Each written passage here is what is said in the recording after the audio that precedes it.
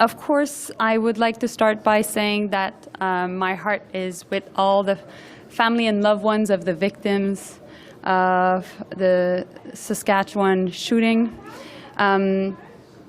This is obviously a tragedy. It is also a crisis that we want to resolve and resolve very quickly. The Minister of Public Safety is on this. The Prime Minister also has made it obviously a priority.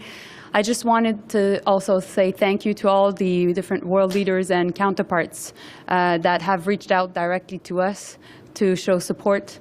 We know that our friends and allies are there in these difficult times, and meanwhile, we'll continue to work along with the RCMP and all leaders to make sure that justice is made in this context.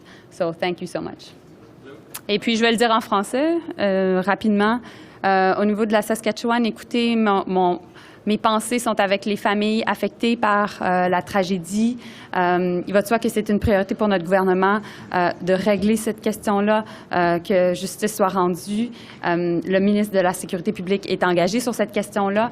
Et j'aimerais aussi remercier tous les leaders internationaux, plusieurs de mes homologues aussi qui nous ont contactés de différentes façons, qui ont fait des déclarations de soutien au Canada. C'est très apprécié.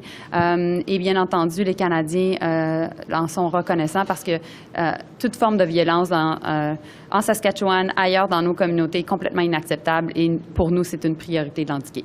Alors, merci. Je suis là pour répondre à vos questions. Thank you. I'm here to answer your questions. Morning, Steve Shear with Reuters. Hi, Steve. How are you? I'm fine. How are you? Good. We've been talking to Western diplomats recently who are increasingly concerned about a recent memorandum of understanding that was signed between Turkey and Russia, Turkey being a NATO ally. Mm-hmm. And they've not released the actual contents of the MOU. There are fears that maybe what the exchange will be. What will Turkey give to Russia in exchange? And some fear that that MOU also sort of impinges on sanctions, Western sanctions. Mm-hmm. The possible give and take could be helping Syria, helping Russia in Syria. And so I was wondering, is this something that is on Canada's radar? Are you concerned about Turkey's relationship with Russia right now, given the situation in Ukraine? Thank you, Steve. So first and foremost, it's been an absolute priority for Canada and the G7 to impose very strong sanctions.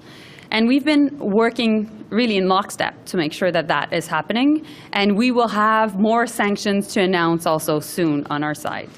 There will be a G7 meeting coming up in the context of the UN General Assembly. So that will happen within, I think, 2 weeks.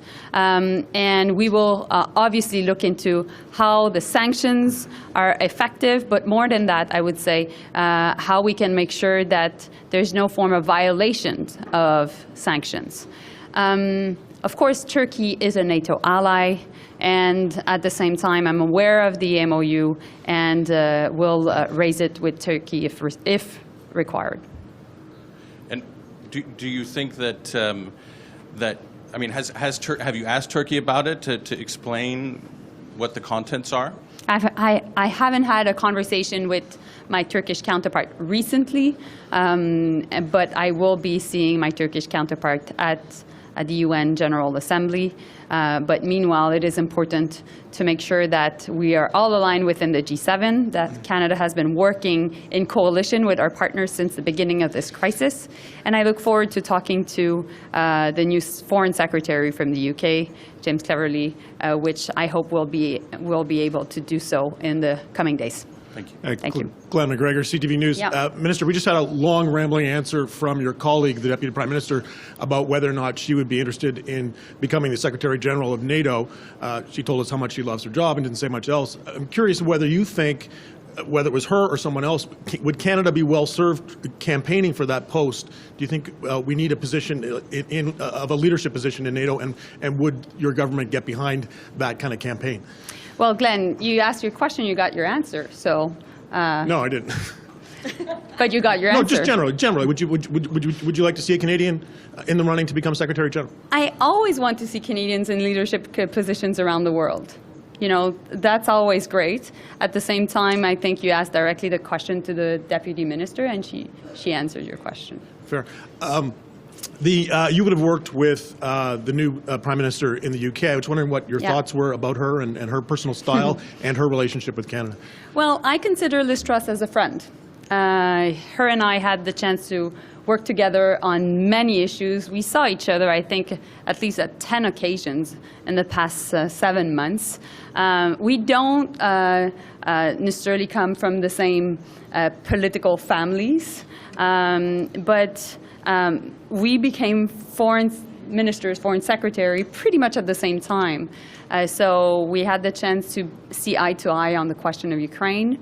We were coordinating, Liz and I, sanctions throughout the past weeks. We were texting each other on a secure text pretty much every day. And she's been a strong ally, and she is a very strong friend of Canada as well, because she, as a child, lived in this very province, and so she had the chance in the past to tell me how much she appreciated that experience. And more than ever, I think UK needs Canada, and Canada needs UK. Why? Because we are that country that creates a strong bridge between the UK and the European Union, the UK and as well the US. And meanwhile, we're part of the Five Eyes.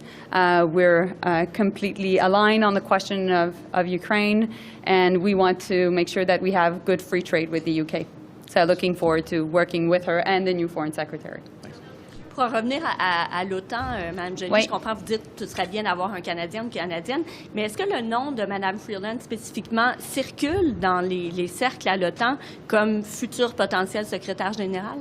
Mais ce que l'OTAN a pris, comment je pourrais dire, ce que l'OTAN a décidé il y a plus d'1 an et demi, c'est que le secrétaire général Stoltenberg serait dans le fond, aurait un mandat d'1 an de plus. Donc, la question du leadership de l'OTAN n'est pas sur la table présentement à court terme. Pourquoi? Parce qu'on a une énorme crise à gérer qui est la question de la sécurité de l'Europe.